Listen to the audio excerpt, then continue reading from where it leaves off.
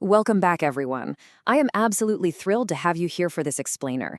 Today, we're looking at some of the most spectacular defensive architecture ever built over in Asia. But we aren't just looking at brick and mortar today, no.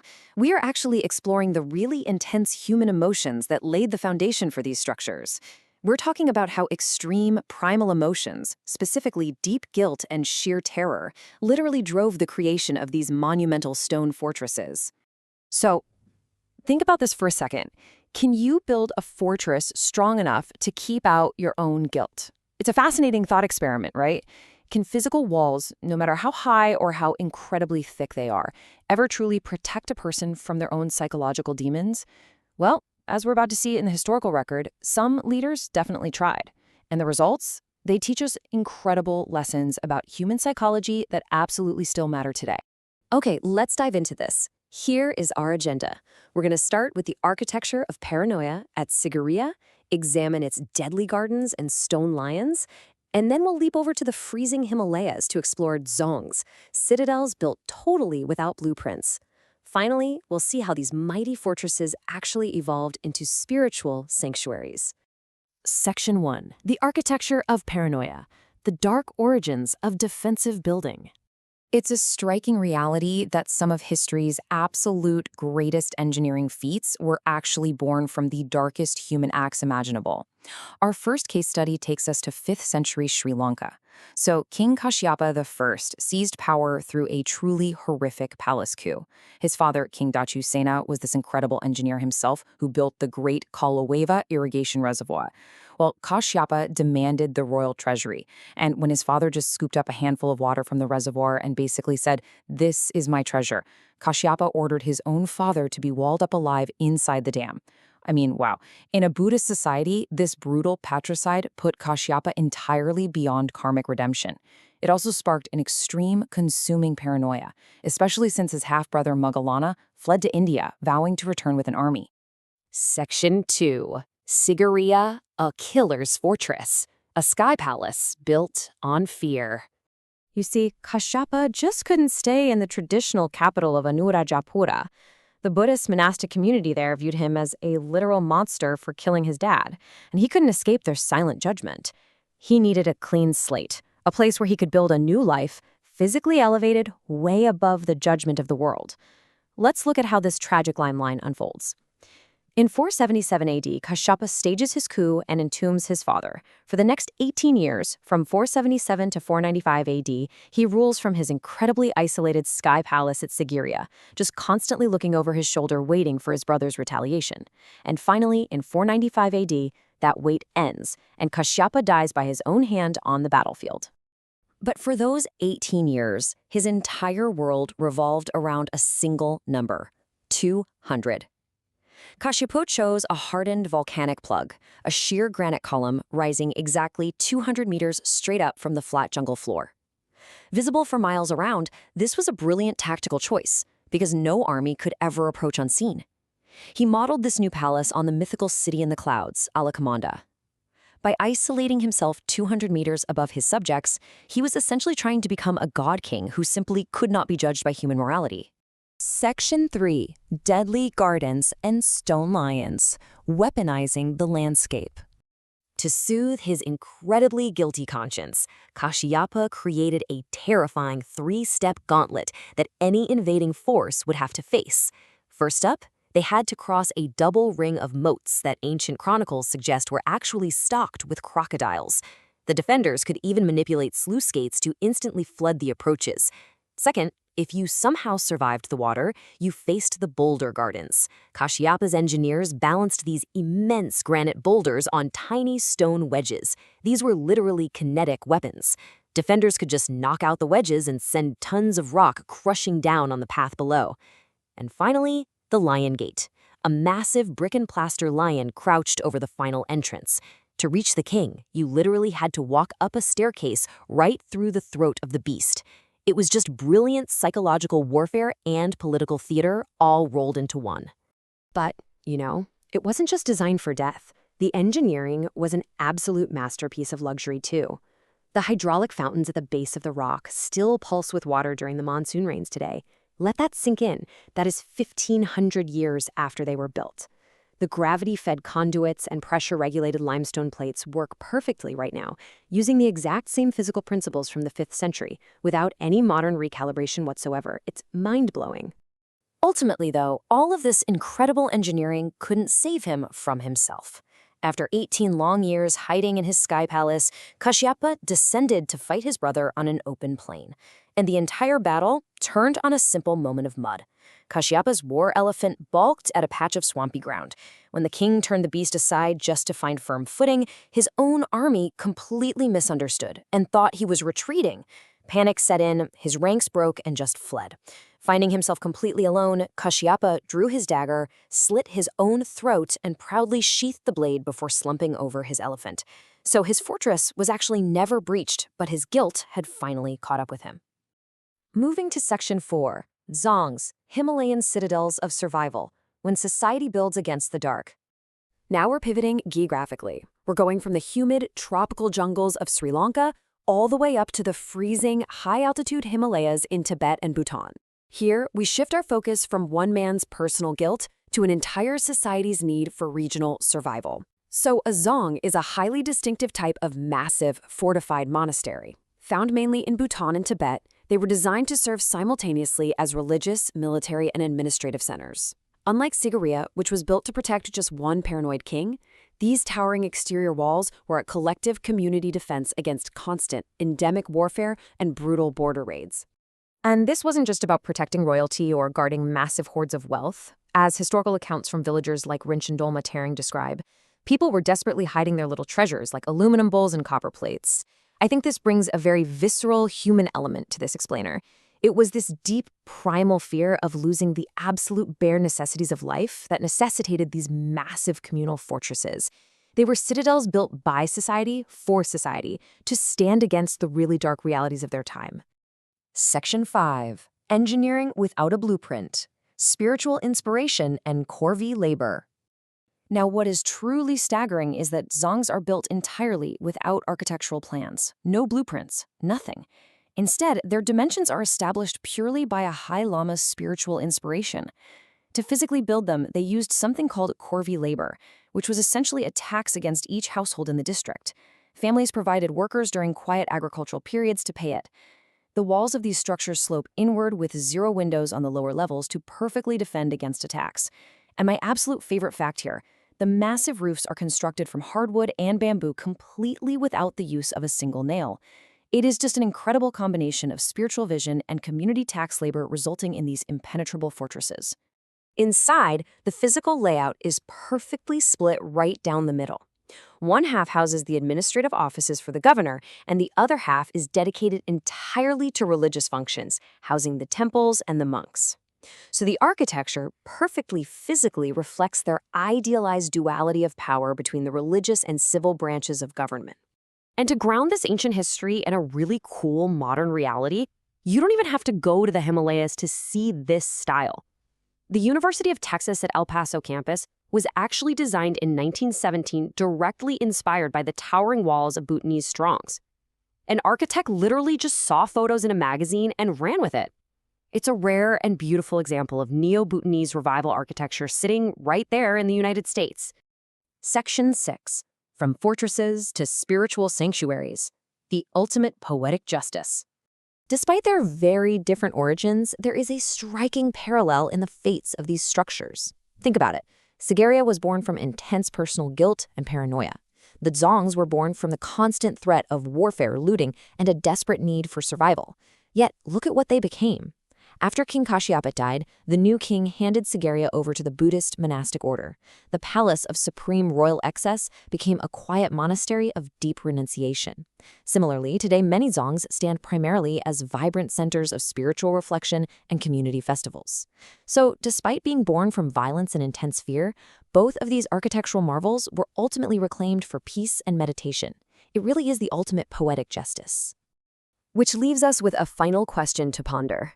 Are these monumental structures ultimately testaments to human fear or to our incredible capacity for ingenuity?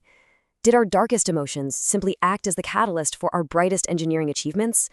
It's such a fascinating lens through which to view history. Thank you so much for joining me for this explainer. I hope this sparked your curiosity to go out and learn more about the incredible stories hiding right behind the stones of the past. Catch you next time. Have you ever looked at an ancient monument and just thought, there is no way the official story is the whole truth? Welcome to This Explainer. We're going on a global investigation today, looking at how some frankly impossible ancient monuments and artifacts fundamentally challenge our conventional understanding of history. We're going to put the physical evidence left behind by our ancestors right up against the wild, fantastical stories that have survived alongside it. To kick things off, let me ask you this. What exactly connects a flying tigress, an erased Sri Lankan pyramid, and an upside-down mosaic map? I know, it sounds like a totally bizarre mix, right? But these three things from wildly different geographical locations and eras all share a fascinating unifying theme. They highlight the incredible duality of the physical reality of what we can actually touch and measure versus the mind-bending legends that surround them. Okay, let's dive into this. Here is our roadmap for today. First, Sri Lanka's hidden pyramids. Then, legends of the mythic triangle. Next, Bhutan's impossible cliffside monastery. Then we'll check out Jordan's ancient mosaic map. And finally, unlocking history's enduring mysteries. Part 1. Sri Lanka's Hidden Pyramids, the Enigma of Sigiriya. Our first stop is a massive magma rock monolith known as Sigiriya. Now, mainstream history typically labels this a 5th century royal palace, largely based on this text from the Kulavamsa Chronicles. Written roughly 700 years after the events it describes, it claims that a fugitive named King Kashyapa built his magnificent palace on top of the rock in a mere 18 years just to hide from his enemies. That's the cornerstone of the mainstream historical narrative. But when we actually look at the physical site, things get pretty complicated. Because the physical material on site remarkably contradicts that historical text. The total flat space on the top is only 187 square meters. For some context, that is barely the size of an average modern house. There is 0 living quarters, no harem, no storage for a king's entourage. Instead, the space is taken up by a massive, megalithic granite pool carved with incredibly advanced techniques. We also find these heavily corroded white marble stairs that appear to be way older than 1,500 years, and red brick stepped ledges that slope downward from all 4 sides, looking suspiciously like a pyramid. It absolutely raises some provocative questions from alternative researchers. So we're left with two fiercely competing theories here. The mainstream narrative insists, yep, this was a hastily built defensive palace, constructed over 18 years by a king on the run. The alternative perspective, however, looks at the physical evidence and argues that this is actually a heavily modified ancient stepped pyramid, a site that King Kashyapa may have simply found and taken refuge in rather than built from scratch. Section 2. Legends of the Mythic Triangle, Polonnaruwa and beyond. You see, Sigiriya isn't an isolated case in Sri Lanka. If we broaden our investigation to other sites within Sri Lanka's cultural heritage triangle, like Polonnaruwa, we find locations deeply steeped in ancient Sanskrit epics that far predate any 5th century kings. To really understand this, we need to talk about vimanas. According to ancient Vedic texts and epics like the Mahabharata, vimanas were mythological flying palaces or chariots. Local legends actually claim that these flat-topped rocks weren't palaces built by mortal kings at all, but were ancient landing pads for gods and powerful demons, like the legendary demon king Ravana. And that legend gets even more intriguing when we look at Polonnaruwa and find the Satmahal Prasada. This thing is a completely mysterious, sealed, 7-story stepped pyramid. Nobody knows its original name, who built it, or why. Look at the deep grooves of polygonal masonry on the nearby walls. These massive, irregular stone blocks fit together perfectly, like a giant jigsaw puzzle. It's a classic hallmark of ancient megalithic sites worldwide. Plus, the statues carved around the pyramid have had their faces deliberately chopped off and destroyed. Someone intentionally erased the true identity and age of the builders. It leaves us with a really lingering, provocative question.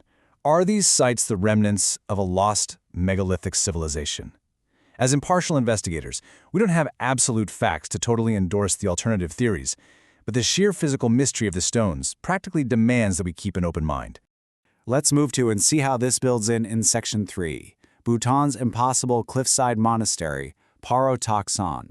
Shifting over to the Paro Valley in Bhutan, we find architecture that bluntly and spectacularly defies gravity. 900. That is the staggering 900-meter vertical drop over which the Tiger's Nest Monastery is precariously cantilevered. When you look at it, your brain almost rejects the image. Buildings simply do not belong on a sheer vertical cliff face with no natural foundation. Let's trace the sweeping history of this site. Back in the 8th century, it was just a cave used for meditation. The impossible architecture we see was initiated much later, in 1692. Then, tragically, in April 1998, a fire caused by a butter lamp completely destroyed the main structure. But watch what happened next.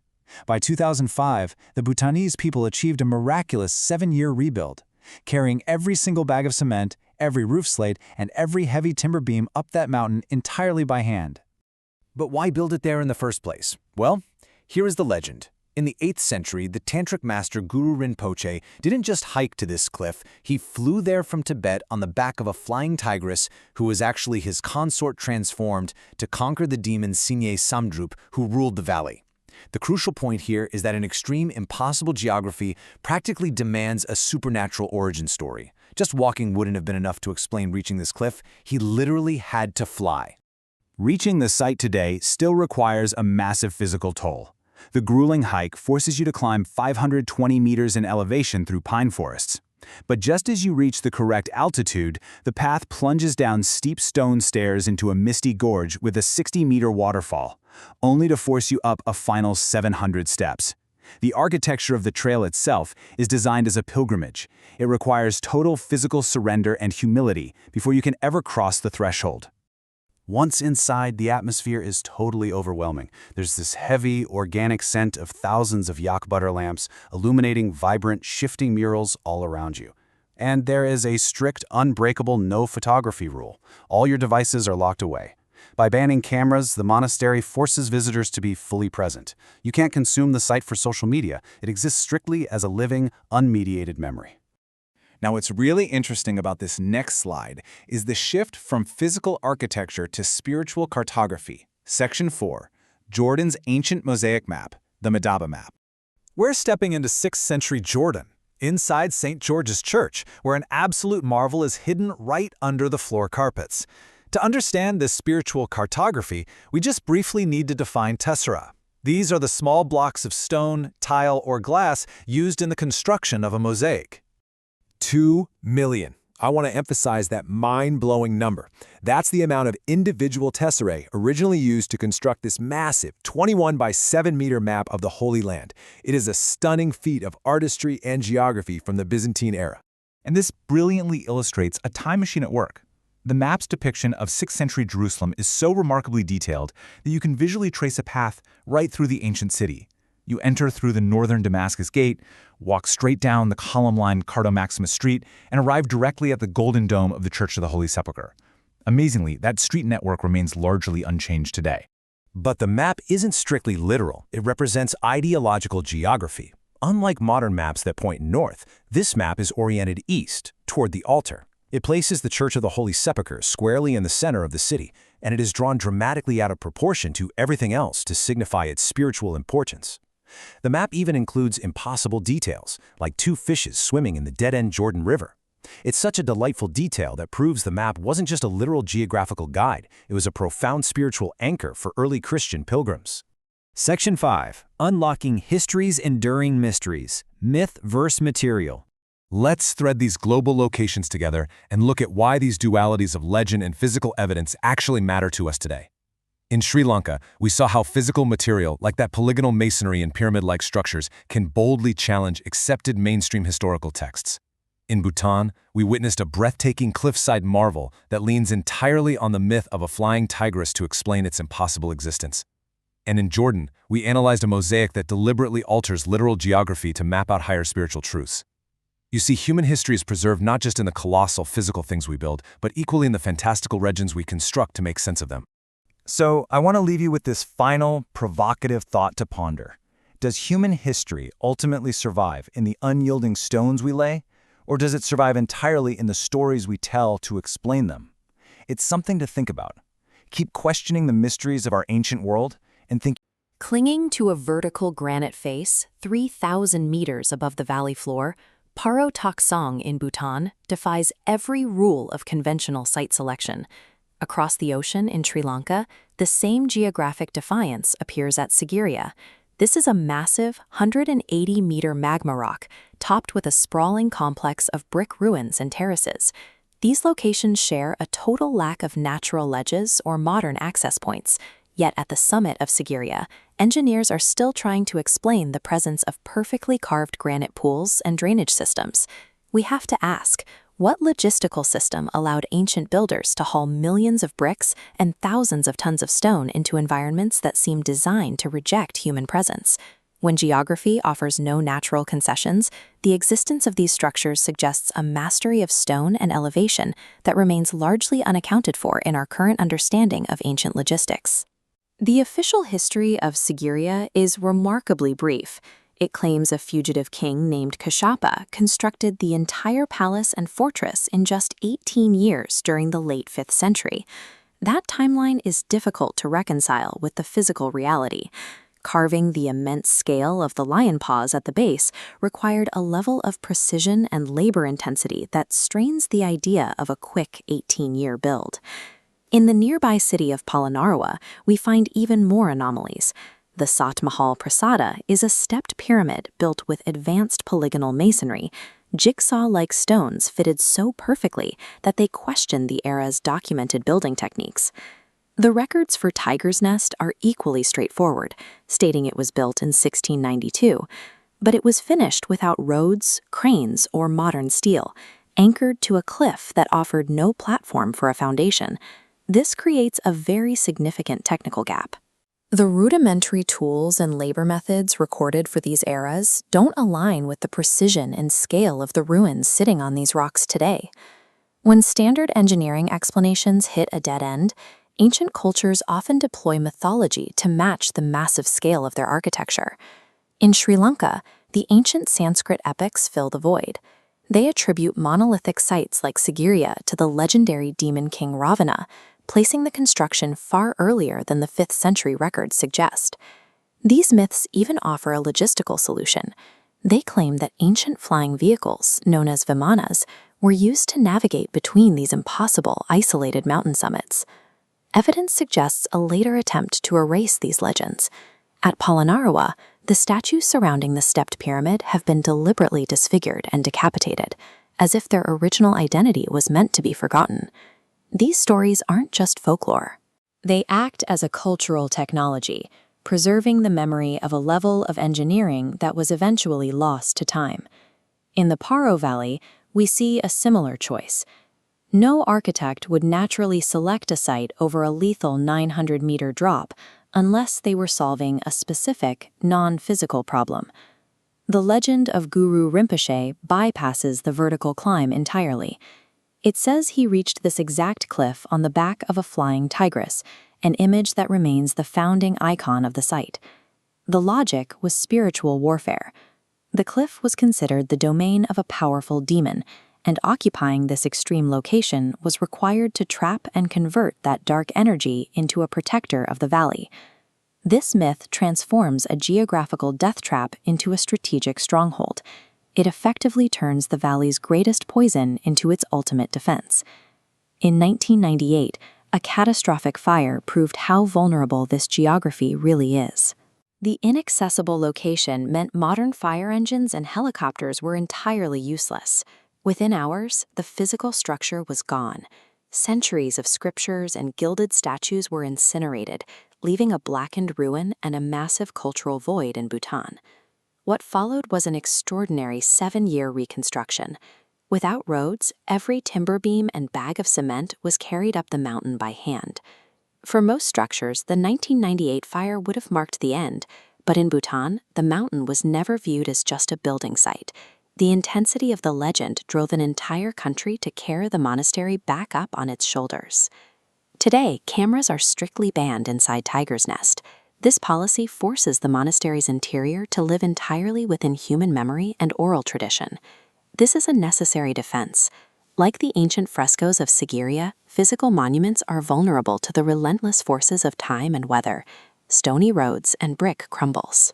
But while the monuments are vulnerable to the elements, the narratives that gave them purpose are shielded from decay.